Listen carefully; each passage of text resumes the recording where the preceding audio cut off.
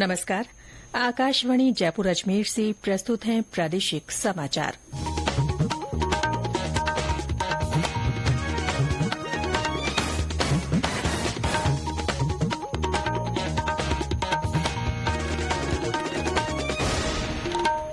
मुख्य समाचार। मुख्यमंत्री भजन लाल शर्मा भीषण गर्मी और हीट वेव के साथ ही पानी, बिजली और मौसमी बीमारियों की रोकथाम सहित अन्य बिन्दुओं को लेकर आज जयपुर में करेंगे समीक्षा बैठक। तापमान में कुछ कमी के बावजूद प्रदेशवासियों को नहीं मिली भीषण गर्मी और लू से राहत। अधिकांश स्थानों पर पारा 44 डिग्री के पार। भारतीय रिजर्व बैंक ने वर्तमान वित्त वर्ष में आर्थिक वृद्धि दर 7% होने का लगाया अनुमान। और विश्व तंबाकू निषेध दिवस के अवसर पर प्रदेश भर में आज से विशेष जागरूकता अभियान।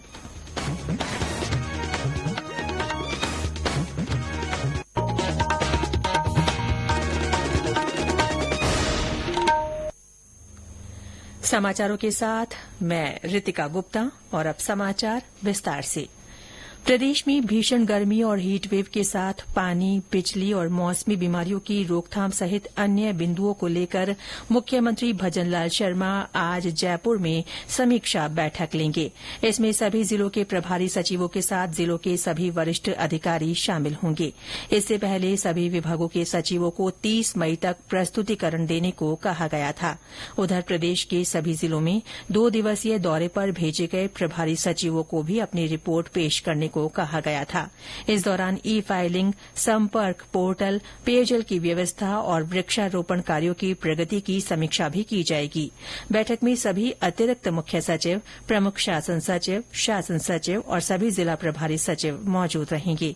वहीं सभी संभागीय आयुक्त और जिला कलेक्टर सहित सभी जिलों के बिजली, पीएचईडी, चिकित्सा, वन और पर्यावरण, ग्रामीण विकास और पंचायती राज विभाग के अधिकारी वीडियो कॉन्फ्रेंसिंग के माध्यम से बैठक से जुड़ेंगे।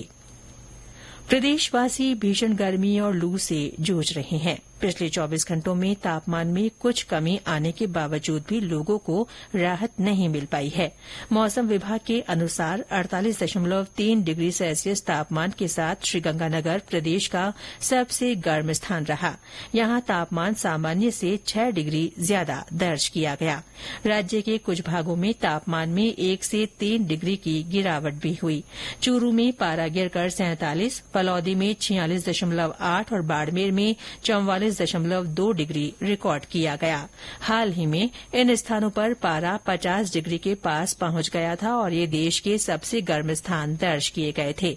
राज्य के अन्य स्थानों पर दिन का तापमान 44 से 46 डिग्री के बीच रिकॉर्ड हुआ। लोगों को रात में भी गर्मी से राहत नहीं मिल पाई है।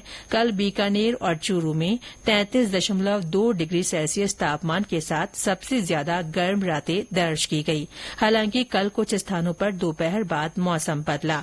भरतपुर, टोंक और भीलवाड़ा में हवा के साथ बारिश हुई। इस बीच मौसम विभाग ने संभावना व्यक्त की है कि 1-2 दिन में प्रदेशवासियों को तेज गर्मी से थोड़ी राहत मिलेगी। तापमान में कुछ और कमी आने और आंधी बारिश की गतिविधियों से तेज लू का असर कम होगा। विभाग ने नए पश्चिमी विक्षोभ के असर से जयपुर, भरतपुर और बीकानेर संभागों के कुछ स्थानों पर आज से 2 जून तक बादल गरजने तथा तेज आंधी और बारिश की संभावना जताई है।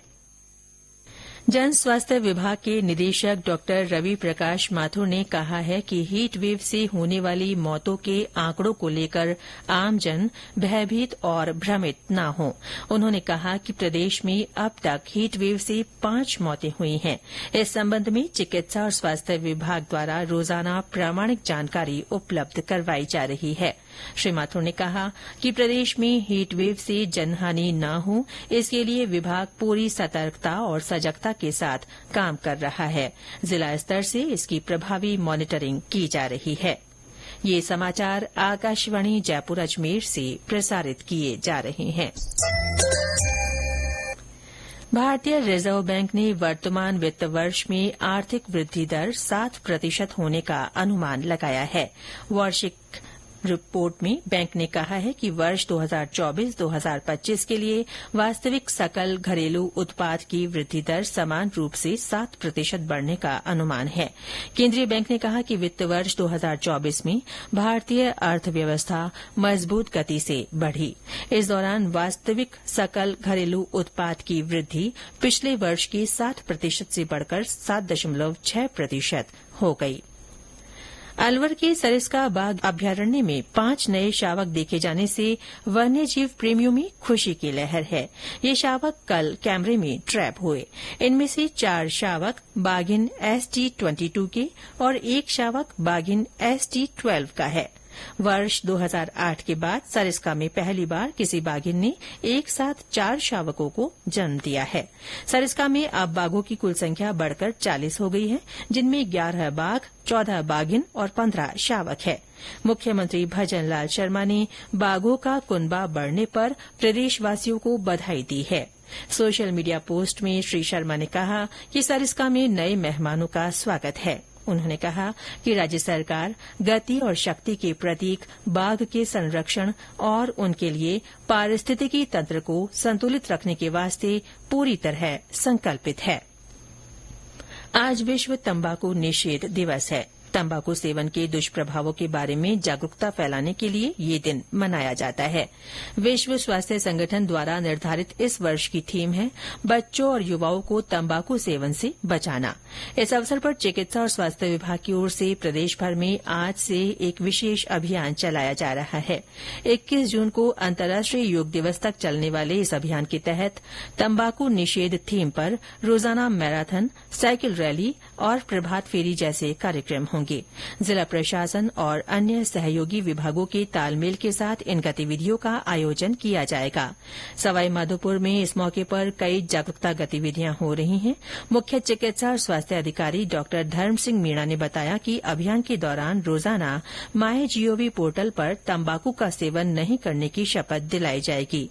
भीलवाड़ा के राजमाता विजयाराजे सिंधिया मेडिकल कॉलेज की पैथोलॉजी विभाग की डॉ अरुणा पंचारिया ने युवाओं से तंबाकू से दूर रहने की अपील की है। तंबाकू विभिन्न चीजों के अंदर होता है, जैसे बीड़ी, गुटखा, सिगरेट। तंबाकू के अंदर निकोटीन, तार, बेंजीन, अमोनिया, कैडमियम, ऐसे विभिन्न प्रकार के 70 तत्व हैं जो कार्सिनोजेनिक है। कार्सिनोजेनिक मतलब कैंसर क्षमता करने की ताकत रखने वाले, और 7000 प्रकार के रसायन होते हैं। तो आप अनुमान लगा सकते हैं कि हमारे शरीर को किस प्रकार से खा रहे हैं। तो मैं युवा शक्ति को यही अपील करना चाहूंगी कि इसका बचाव ही इसका उपचार है और आप इसके सेवन से बचें।